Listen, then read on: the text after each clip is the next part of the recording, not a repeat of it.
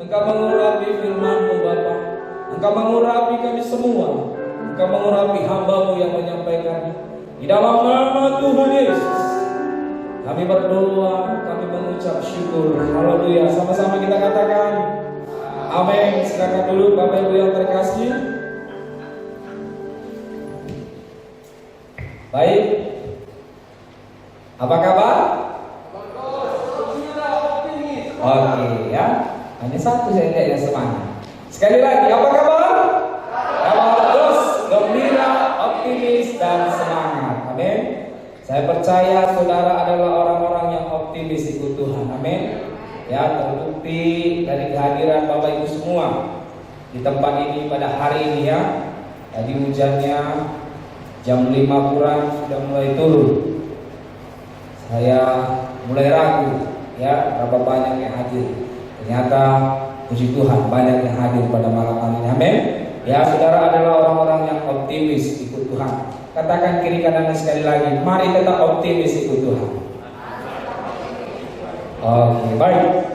Hari ini kita belajar firman Tuhan mengenai dewasa dalam iman. Sama-sama kita baca 1, 2, 3 ya.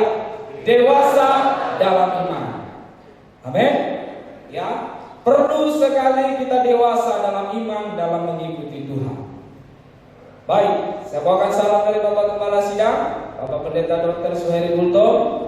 Dia mengasihi kita semua jemaat Tuhan yang beribadah di ibadah 4 ini. Amin. Beliau tadi ada di ibadah kedua, ya setiap minggunya selalu ada di ibadah kedua. Dan kami pekerja gereja satu member bergantian mengisi di ibadah 1, 2, 3 dan 4. Jadi Bapak Kepala ada di ibadah yang kedua. Mari kita terus semangat ya, mendukung pelayanan Bapak Kepala dan sidang Tuhan ini untuk tetap maju dalam Tuhan. Amin.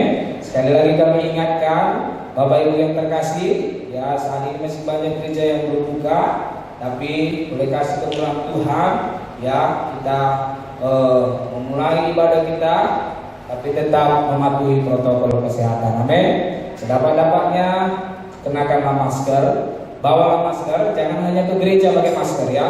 Saya ingatkan dan tekankan buat jemaat Tuhan, buat jemaat GBI kita, dimanapun harus pakai masker. Amin. Ya, ini untuk kebaikan kita bersama. Dan sesering mungkin untuk mencuci tangan. Jangan hanya datang ke gereja ya, sampai di rumah nggak cuci tangan, langsung makan. Jangan ya, walaupun pakai sendok, karena kita dari luar pakai sepeda motor, ya beli sesuatu. Mari kita tetap mematuhi protokol kesehatan, semuanya untuk kebaikan kita. Amin. Amin. Dewasa dalam iman. Kita baca Alkitab kita buka Efesus 4 ayat yang ke-13 sampai ayat yang ke-16. Kita baca bersama-sama. Sudah dapat? Efesus 4 ayat 13 sampai 16. 1, 2, 3 ya. Sampai kita semua telah mencapai kesatuan iman dan pengetahuan yang benar tentang anak Allah, kedewasaan yang penuh dan tingkat pertumbuhan yang sesuai dengan kepenuhan Kristus. Ayat 14, dengan kuat jemaat Tuhan, sehingga kita bukan lagi anak-anak yang diombang-ambingkan oleh rupa-rupa angin pengajaran, oleh permainan palsu manusia dalam kelicikan mereka yang menyesatkan. Tetapi dengan teguh berpegang kepada kebenaran di dalam kasih, kita bertumbuh di dalam segala hal ke arah Dia, Kristus yang adalah kepala. Amin. Ayat 16, sama-sama kita baca sekali lagi dengan kuat. Daripadanya seluruh tubuh yang rapi tersusun dan diikat menjadi satu oleh pelayanan semua bagiannya, sesuai dengan kadar pekerjaan tiap-tiap anggota, menerima pertumbuhannya dan membangun dirinya dalam kasih. Amin. Oke, kembali ke slide. Dewasa dalam iman. Dewasa artinya kita memiliki satu sikap yang benar-benar bisa dipertanggungjawabkan. Dewasa di dalam iman adalah sesuatu hal yang kita tunjukkan bagaimana kita menghadapi sesuatu, bagaimana kita meresponi sesuatu, bagaimana kita bertindak saat kita menghadapi sesuatu. Di situ akan terlihat apakah kita benar-benar dewasa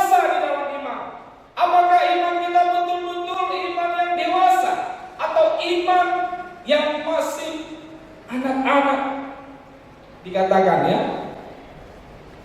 Kedewasaan iman ditentukan bagaimana sikap kita sebagai anak-anak Tuhan. Kedewasaan iman kita bagaimana karakter kita, bagaimana kita berbuat sesuatu. Kalau kita salah, beranikah kita mempertanggungjawabkannya, beranikah kita meminta maaf. Itu ditentukan dari kedewasaan iman kita. Nah, kalau iman kita belum dewasa, kita tidak akan berani bertanggung jawab di saat kita melakukan kesalahan. Kita akan cari kambing hitamnya, kita akan mulai cari, ini memang salahmu kok, ini kok salahmu, di sini kok kekuranganmu, wajar dong. Saya lakukan ini seperti untuk kamu. Kedewasaan iman kita di dalam mengikut Tuhan ditentukan dari sikap kita. Bagaimana sikap kita akhir-akhir ini, Bapak Ibu Saudara yang terkasih, di masa-masa yang sulit ini, di masa-masa yang begitu mengerikan, bagaimana sikap kita? Wabah yang gak habis-habisnya, bagaimana sikap kita kepada pemerintah? Kedewasaan iman ditentukan dari perbuatan kita, ditentukan dari perilaku kita. Banyak orang sekarang, bahkan beberapa waktu yang lalu, demonstrasi, unjuk rasa, bakar sana, bakar sini, pukul sana, lempar sini. Di situ kita akan melihat kedewasaan iman seseorang. Kalau imannya dewasa, pertumbuhan imannya baik, dia tidak akan ikut-ikutan dengan hal yang tidak baik. Begitu juga kita anak-anak Tuhan, jemaat Tuhan di GBI Pelita. Mari kita terus bertumbuh dalam kedewasaan iman. Amin. Sehingga ada godaan, ada cobaan, kita bisa berkata tidak kepada cobaan tersebut. Ada keinginan jahat, kita bisa berkata tidak kepada keinginan jahat tersebut.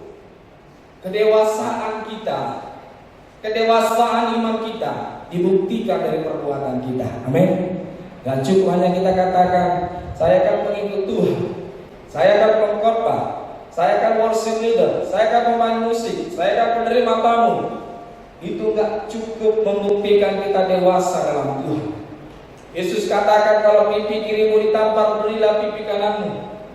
Jangan balas kejahatan dengan kejahatan, tapi balaslah kejahatan dengan kebaikan. Itu kata firman Tuhan. Mintalah berkat kepada orang yang mengutuki kamu. Mintalah berkat kepada orang yang berbuat jahat kepada kamu. Di situ takaran kedewasaan iman kita akan terlihat. Kalau kita bisa meminta berkat kepada Tuhan, kepada orang yang menyakiti kita, kepada orang yang mengecewakan kita, kepada orang yang mungkin mengata-ngatai kita, kita sedang meningkat dewasa di dalam iman. Amin. Amin Bapak Ibu. Amin. Next. Ciri iman yang dewasa. Sama-sama kita baca. Teguh berpegang pada kebenaran di dalam kasih. Orang yang dewasa dalam iman akan teguh berpegang kepada kebenaran. Hal yang tidak benar tidak akan mau dia lakukan. Hal yang salah tidak akan mau dia perbuat lagi. Orang yang mengalami pertumbuhan iman yang baik akan selalu pegang prinsip yang namanya kebenaran. Dan di sini dikatakan teguh berpegang kepada kebenaran, tetapi harus di dalam kasih. Ada yang benar Bapak Ibu, tapi semuanya harus didasari oleh kasih. Benar Bapak Ibu, di sini benar anak kita salah. Benar sekali dia itu tidak tepat. Tapi enggak harus Bapak Ibu kita menghukum anak kita habis-habisan. Kalau kita nggak pakai kasih Tuhan, anak kita tidak akan pernah berubah. Anak kita tidak akan pernah berubah dari cara hidupnya. Kebenaran harus dalam kasih. Amin. Anak saya masih umur 5 tahun.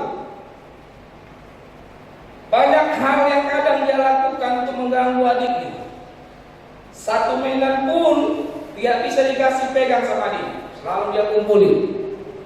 Dia nggak main. Semua mainan satu plastik itu hanya dia masukkan dalam plastik begitu. Itu anak saya yang paling besar. Adiknya 1 tahun setengah, selalu mengalah. Rahel kasih sama Noel, enggak punyaku. Benar biasa. Sekarang saya juga terpancing untuk marah. Anak saya itu paling dekat dengan saya. Ya puji Tuhan, yang perempuan dekat sama saya, yang laki-laki dekat sama mamanya. Jadi yang kadang mereka, ini mamaku, ini bapakku. Kalau kakaknya begitu. Jadi adiknya selalu nangis. Kebenarannya memang dia membuat hal yang tidak benar. Saya pernah pukul anak saya yang kecil itu, tapi pelan. Ya, tapi pelan ya Bapak Ibu. Tapi itu pun buat dia nangis. Jangankan saya pukul, kalau saya udah marah begitu, Rahel berhenti. Dia masuk kamar. Saya lihat, saya hampiri dia. Jangan begitu lah. Gak boleh begitu. Anak Tuhan gak boleh begitu. Itu kasih Bapak. Jangan biarkan orang yang kita nasihati tersebut, di saat dia melakukan kesalahan, tidak kita alirkan kasih. Dia akan bertumbuh menjadi orang yang keras. Dia akan bertumbuh menjadi anak yang temperamennya akan berbeda. Kalau dia sudah besar. Begitu juga kita. Kalau kita mengendaki orang lain berubah, benar dia melakukan kesalahan, tapi tegur dengan kasih. Tidak harus kita kata-katai, tidak harus kita gosipkan. Sebagai orang-orang yang dewasa dalam Tuhan, kita harus pegang yang namanya kebenaran, tapi semuanya harus dalam kasih. Jangan sampaikan keburukan orang di muka umum. Ini yang perlu kita sesama anak-anak Tuhan. Saya sendiri belajar. Jangan sampai kita mengucapkan satu kesalahan orang kepada orang lain.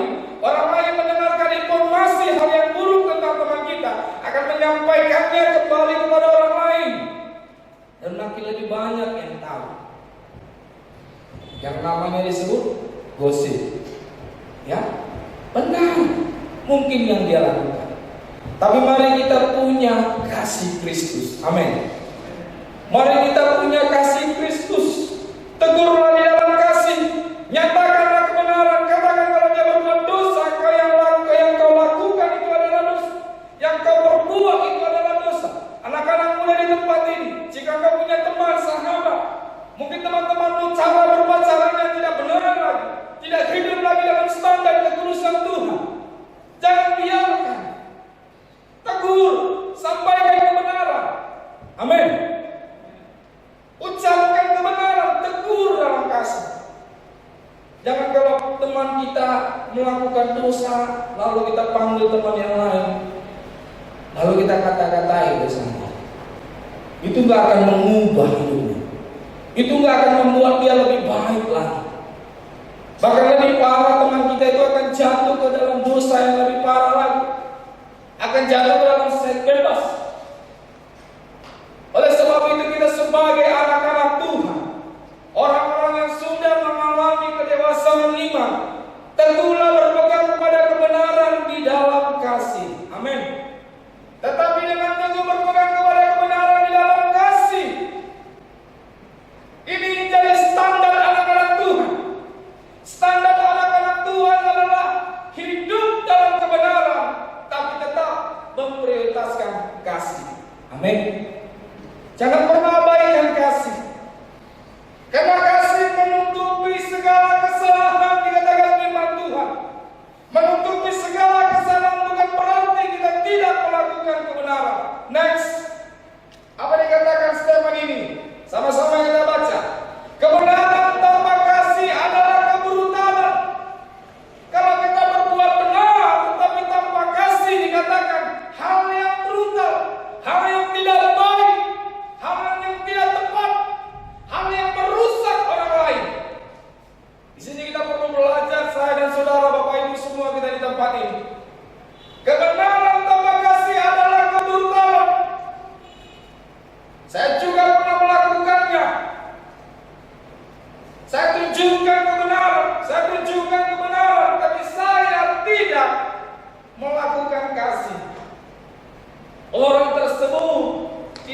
lebih baik, malah lebih buruk. Kita sebagai anak-anak Tuhan, mungkin ada orang-orang di sekeliling kita, anak kita, saudara kita, tetangga kita, teman kita. Mari kita lakukan kebenaran, tapi harus di dalam kasih Kristus. Amin. Sebagai orang-orang yang dewasa di dalam iman, dikatakan di sini, dan kasih tanpa kebenaran adalah kemunafikan. Jangan kasih yang pura-pura. Banyak orang sekarang kasihnya pura-pura. Ketemu temannya, salam, Eda, salam. Kasihnya pura-pura. Kebenarannya nggak dilakukan lagi. Dia hanya berkata shalom.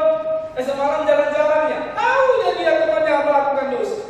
Tahu yang dibuat temannya itu dosa. Tahu yang dibuat anaknya itu dosa. Tahu yang dibuat anaknya itu hal yang salah. Tapi ada banyak orang tua tidak peduli kepada anak-anak yang melakukan kesalahan. Tidak memakai prinsip firman Tuhan. Melakukan kebenaran di dalam kasih Tuhan. Jadi ini yang perlu kita tanamkan di dalam kita sebagai orang-orang yang mau bertumbuh dewasa dalam iman. Kebenaran haruslah di dalam kasih. Kalau tidak, itu semua adalah kebrutalan kita. Itu adalah hal yang kita buat yang jahat. Dan kasih juga harus dengan kebenaran.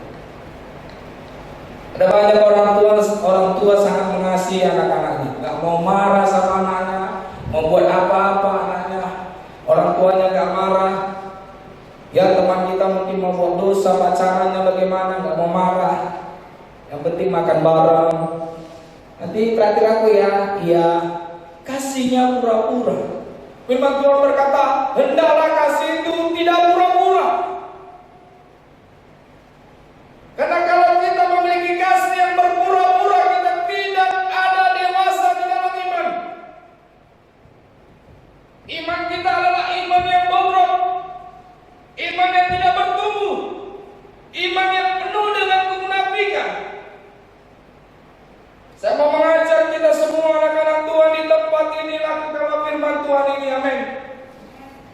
Hiduplah dalam kebenaran dan lakukanlah kasih. Lakukanlah kasih dan lakukanlah kebenaran. Keduanya tidak bisa dipisahkan di dalam kita mengikut Tuhan. Amin, Bapak Ibu. Amin. Next. Yang kedua, sama-sama kita baca, bertumbuh dalam segala hal.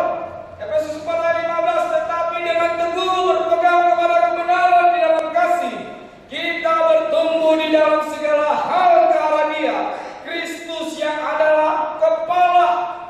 Jadi patronnya adalah Kristus, patronnya adalah firman Tuhan. Kasih kita, patronnya harus sesuai dengan firman Tuhan. Kebenaran kita standarnya harus sesuai dengan kebenaran firman Tuhan. Bukan kebenaran kita, bukan kebenaran dunia ini, bukan kasih dunia ini, tapi kasih Kristus. Amin.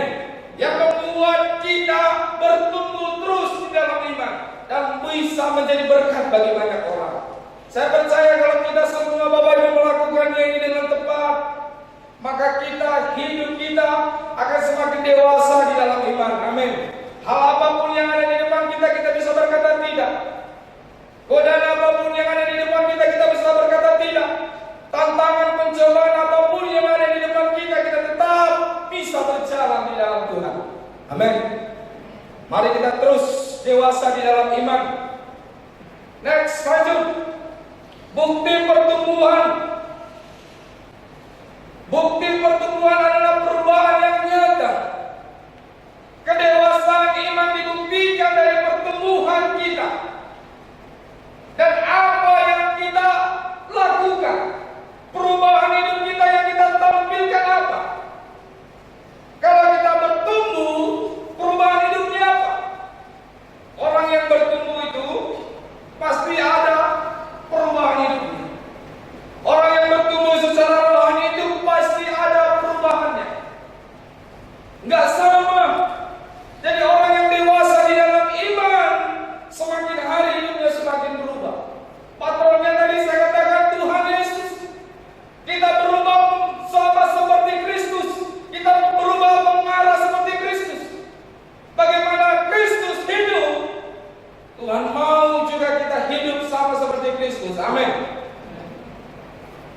melakukan kehendak Bapa, melakukan firman Tuhan, mengasihi jiwa-jiwa, peduli kepada orang di sekeliling kita, peduli kepada keluarga, peduli kepada anak-anak kita, kepedulian kita kepada teman-teman kita, lingkungan kita di sekeliling kita.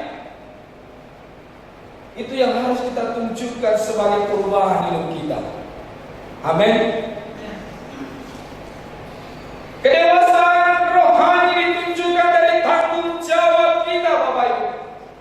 Bagaimana kita memiliki tanggung jawab? Kita melakukannya dengan benarkah, dengan tepatkah? Kalau tanggung jawab yang diberikan kepada kita tidak kita lakukan dengan tepat, kita belum dikatakan orang yang dewasa dalam iman. Kita hanya melakukan sesuatu hanya sebagai rutinitas kita saja. Orang yang dewasa itu teguh berpegang kepada kebenaran.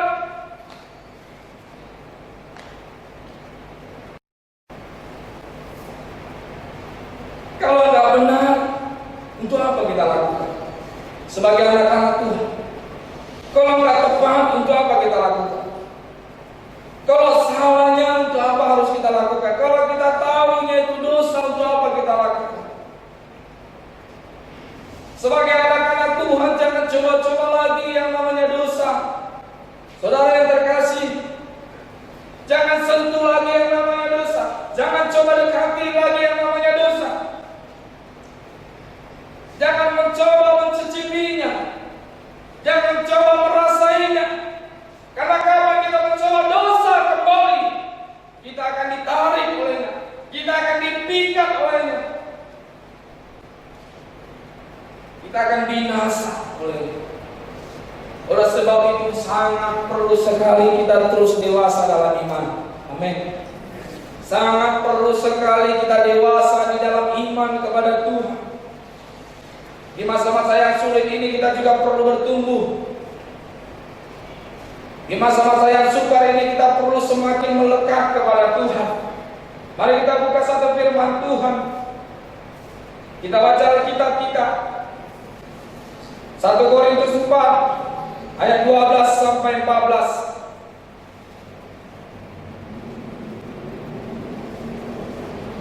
1 Korintus 4 ayat 12 sampai 14, ayat yang terakhir kita baca hari ini. Mari kita baca dengan kuat. 1 Korintus 4 ayat 12 sampai 14. 1, 2, 3 ya. Kami melakukan pekerjaan tangan yang berat. Kalau kami dimaki, kami memberkati. Kalau kami dianiaya, kami sabar. Kalau kami difitnah, kami tetap menjawab dengan ramah. Kami telah menjadi sama dengan sampah dunia, sama dengan kotoran dari segala sesuatu, sampai pada saat ini. Hal ini kutuliskan bukan untuk memalukan kamu, tetapi untuk menegur kamu sebagai anak-anak yang kukasihi. Paulus berkata dalam Korintus, kami sama seperti sampah. Begitulah tingkat kedewasaan iman Paulus dalam mengikut Tuhan. Kami dihina, kami hanya memberkati. Kami dianiaya, kami hanya berdoa. Kami difitnah, kami yang jahat, kami hanya memberkati. Ini orang-orang yang dewasa dalam iman. Amin. Orang-orang yang dewasa dalam iman tidak akan melakukan hal yang tidak benar seturut dengan firman Tuhan. Tidak membalas kejahatan dengan kejahatan. Orang yang dewasa di dalam iman membalas kejahatan dengan kebaikan. Amin. Karena dia tahu. Karena orang yang dewasa di dalam iman tahu bahwa Tuhan selalu menolong kehidupannya. Amin. Orang yang dewasa dalam iman dia punya keyakinan penuh kepada Tuhan. Orang yang dewasa dalam iman punya keyakinan yang luar biasa. Dia percaya mujizat Tuhan. Dia percaya pertolongan Tuhan. Dia percaya penyertaan Tuhan. Manusia mereka yang jahat, Tuhan menjadikannya kebaikan. Amin. Itu sikap orang yang dewasa dalam iman. Dia nggak pernah takut dengan apapun. Dia nggak pernah takut dengan masalah apapun. Karena dia percaya saat Tuhan beserta aku, saat Tuhan beserta kita, siapakah yang menjadi lawan kita? Tidak ada, Bapak Ibu. Oleh sebab itu mari kita terus bertumbuh dalam kedewasaan iman. Amin. Bertumbuh dalam pengenalan kita akan Tuhan. Belajar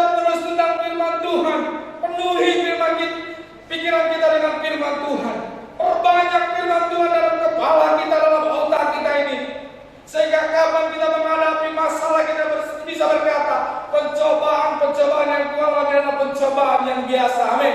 Pencobaan ini tidak melebihi kekuatanku. Pencobaan ini tidak melebihi tenagaku. Orang yang merenungkan firman Tuhan siang dan malam, dikatakan firman Tuhan dalam Yosua, ia orang yang berhasil dan beruntung. Amin. Ia orang yang perjalanan hidupnya akan berhasil dan beruntung. Kalau kita memperkatakan Taurat Tuhan, kalau kita merenungkan Taurat Tuhan siang dan malam, saya mau Bapak Ibu kita semua bertumbuhlah dewasa dalam iman. Amin. Dengan kita hidup dalam prinsip-prinsip firman Tuhan. Mari kita bangkit berdiri. Kita bawa hidup kita saat ini dalam pujian kita kepada Tuhan. Sebagai orang-orang yang mau dewasa di dalam Tuhan. Mari, orang yang dewasa itu adalah orang yang siap dengan berbagai-bagai macam hal dalam kehidupannya. Orang yang dewasa adalah orang yang siap dengan makanan yang keras. Bukan makanan yang lembek, bukan bubur. Anak-anak yang memerlukan bubur. Saudara adalah orang-orang yang dewasa dalam iman. Makanan saudara adalah makanan yang keras. Sama seperti Paulus. Paulus dicaci, dimaki, dihina, difitnah. Dia tidak membalasnya. Karena dia orang yang dewasa dalam iman. Makanannya bukan makanan yang lembek lagi. Makanannya adalah makanan yang keras. Dia dilempari. Dia kelaparan. Berapa banyak kita mungkin di tempat ini, banyak hal yang kita alami. Banyak cobaan yang mungkin kita alami. Percayalah Bapak Ibu, saat kita bertumbuh